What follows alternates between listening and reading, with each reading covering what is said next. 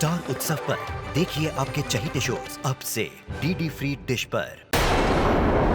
वासुकी, ये महादेव की ऊर्जा है और इस ऊर्जा को महादेव ही नियंत्रित कर सकते हैं और कोई नहीं। हे प्रभु, प्रभु शीघ्र ही आइए। प्रभु मेरी बहन के रक्षा हेतु शीघ्र ही आइए।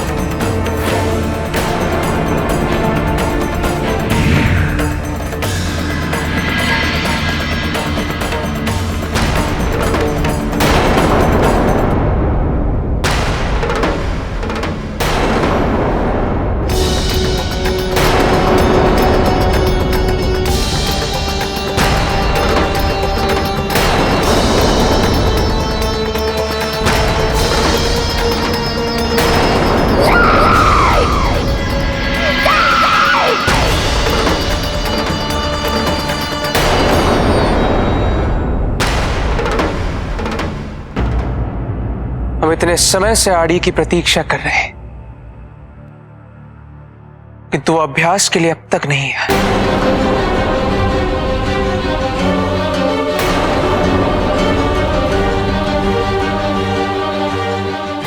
गणेश, क्या हुआ? भैया, कहीं कुछ अशुभ होने की अनुभूति हो रही है मुझे। नारायण नारायण।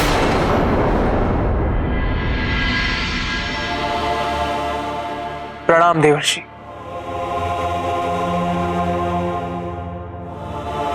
गणेश, कार्तिकेय, तुम दोनों बड़े चिंतित प्रतीत हो रहे हो। और वहां नागलोक में महर्षि हलाहल के मृत्यु के कारण मनसा अस्थिर हो गई है। दैत्य माता दिति भी उसे शांत करने में असफल हो गई हैं। अब स्वयं महादेव और माता पार्वती उसे शांत करने नागलोक पहुंच गए हैं। किंतु गणेश, कार्तिकेय, केवल यही एक समस्या नहीं है, एक और भी समस्या है। स्मरण रहे, ब्रह्मदेव ने आड़ी को और भी एक वरदान दिया था। वो जिसे भी स्पर्श करे आड़ी उसका रूप धारण कर सकता है। और इससे ये समस्या और भी जटिल होती जा रही है। नारायण नारायण।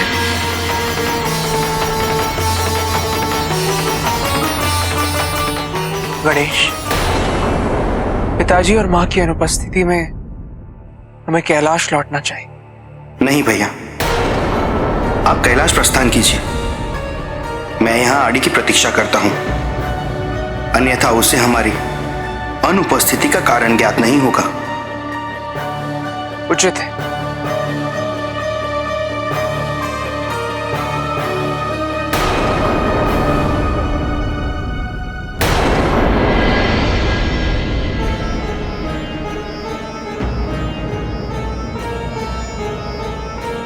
हे प्रभु, मेरी बहन की रक्षा करिए, अपनी ऊर्जा की रक्षा करिए प्रभु।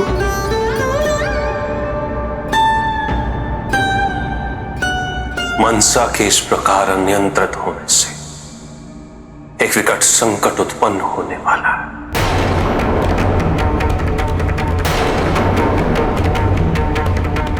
कैसे संकट प्रभु?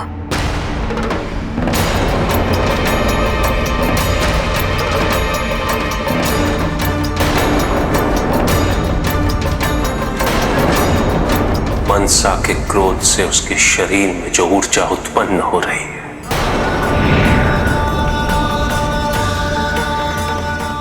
उसका शरीर स्वयं उसे सहन नहीं कर पाएगा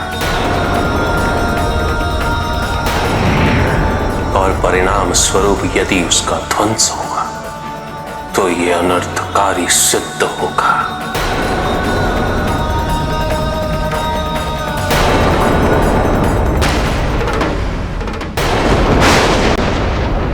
इस मनसा की स्थिति का ही प्रभाव है। प्रभु और माता नागलोक गए हैं, वे सारी सिद्धि को नियंत्रित कर लेंगे।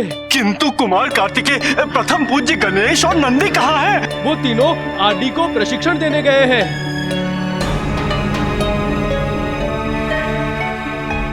नंदी नंदी नंदी नंदी नंदी नंदी, कार्तिक और गणेश कहाँ हैं?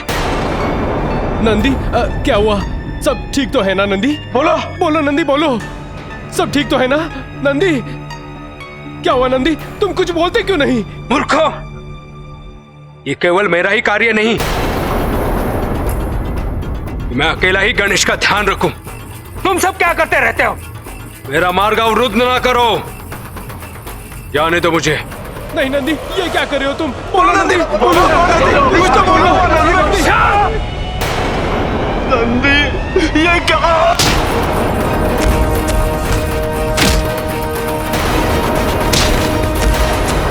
नहीं नंदी, नहीं नहीं नंदी, नहीं नहीं।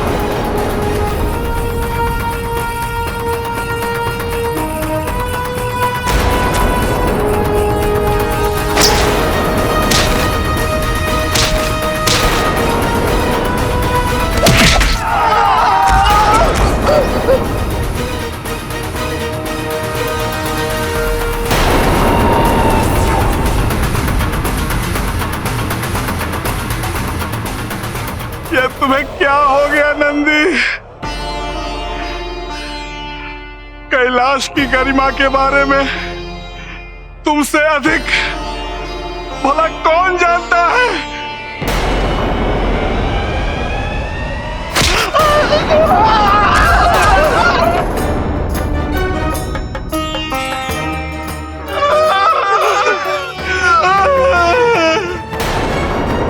नंदी, तुम स्वयं हम पर अकारण प्रहार करके कैलाश की गरिमा को क्षति क्यों पहुंचा रहे हो? क्योंकि वो नंदी है ही नहीं।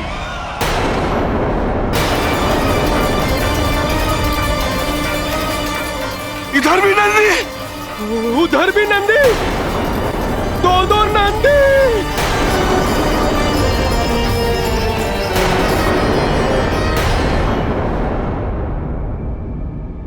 समय आ गया पार्वती,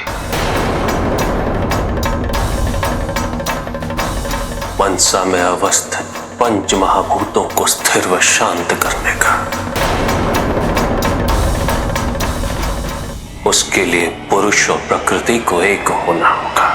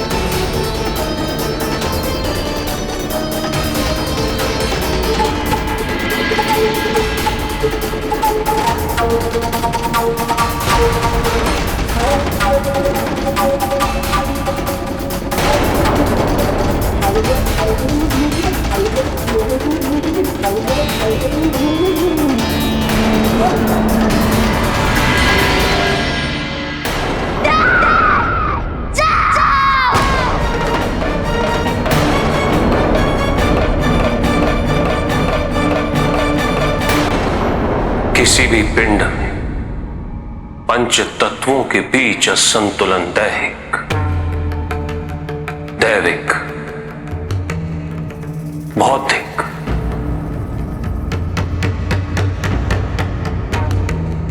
तीनों तपों को अनियंत्रित और विचलित कर देता है। मनसा के पिंड में भी यह अनियंत्रित असंतुलन बना हुआ है। पंच महाभूतों का शमन अनिवार्य है। मैं और पार्वती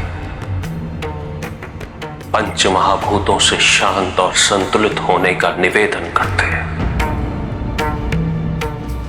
इन सभी तत्वों की एक समान महत्ता है। पृथ्वी तत्व का संतुलन जल तत्व को संतुलित कर देता है और जल तत्व का संतुलन अग्नि तत्व को संतुलित कर देता है और अग्नि तत्व का संतुलन वायु तत्व को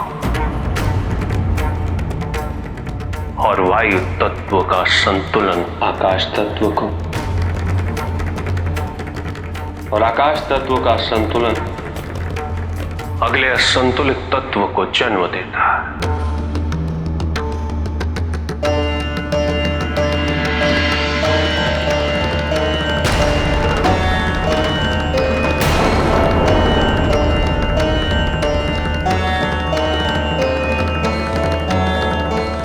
पृथ्वी तत्व जो सभी तत्वों के संयोजन की धुरी है।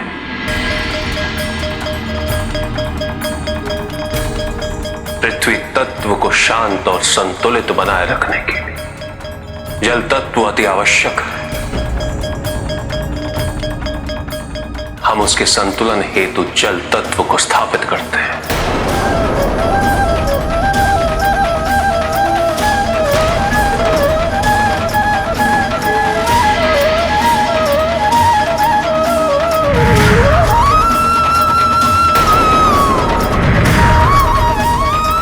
पृथ्वी तत्व संतुलित हो, पृथ्वी तत्व शांत भव।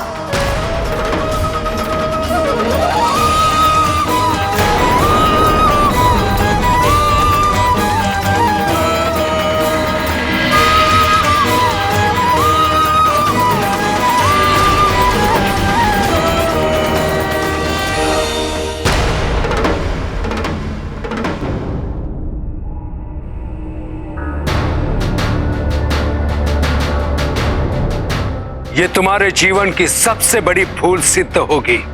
आओ देख लेते हैं।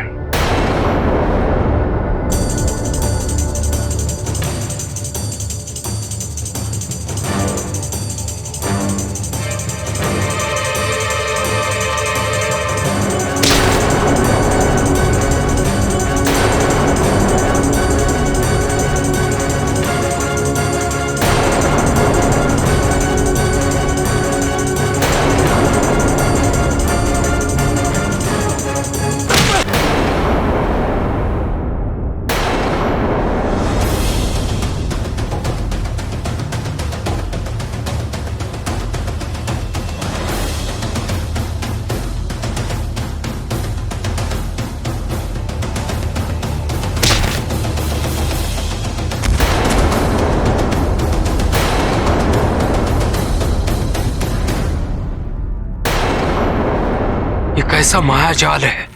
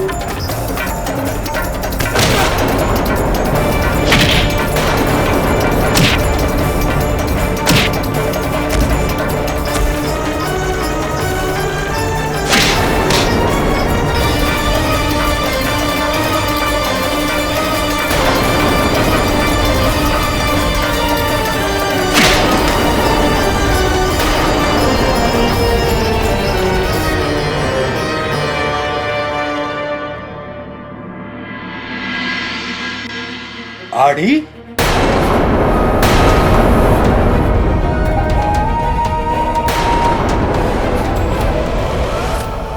ढूंढो उसे चारों तरफ, जाओ।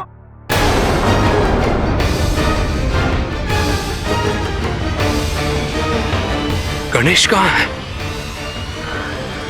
गणेश!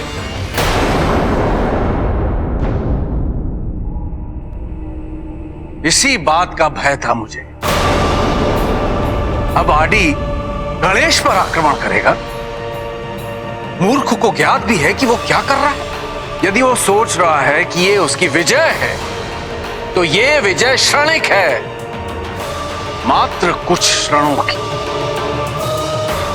इसका दंड उसे अवश्य मिलेगा। देवराज, आड़ी में महादेव की ऊर्जा है, इसलिए इस समस्या का समाधान केवल महादेव ही कर सकते हैं। किंतु जब तक महादेव और माता पार्वती मनसा को स्थिर नहीं कर देते, वो लौटेंगे नहीं, क्योंकि पंचमहाभूतों के संतुलन की प्रक्रिया मध्य में छोड़कर आने का परिणाम अत्यंत विनाशकारी होगा।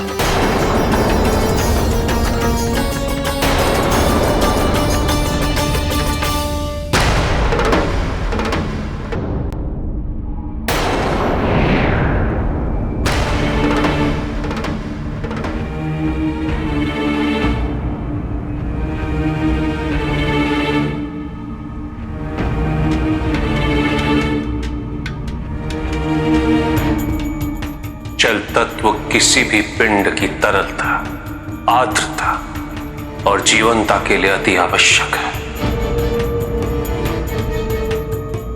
जल तत्व के संतुलन हेतु हम अग्नि तत्व को उसके संसर्ग में संतुलित और स्थापित करते हैं। हम इस पिंड में जल तत्व को शांत और संतुलित होने का निवेदन करते हैं।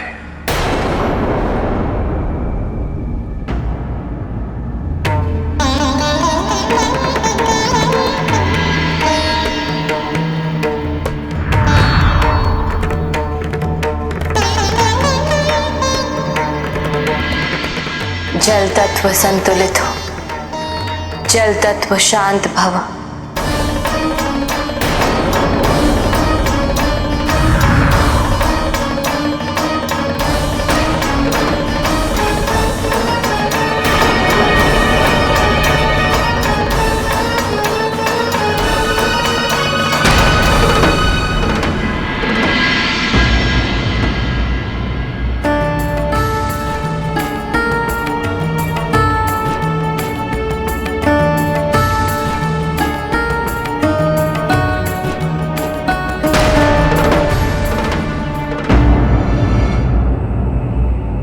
गणेश,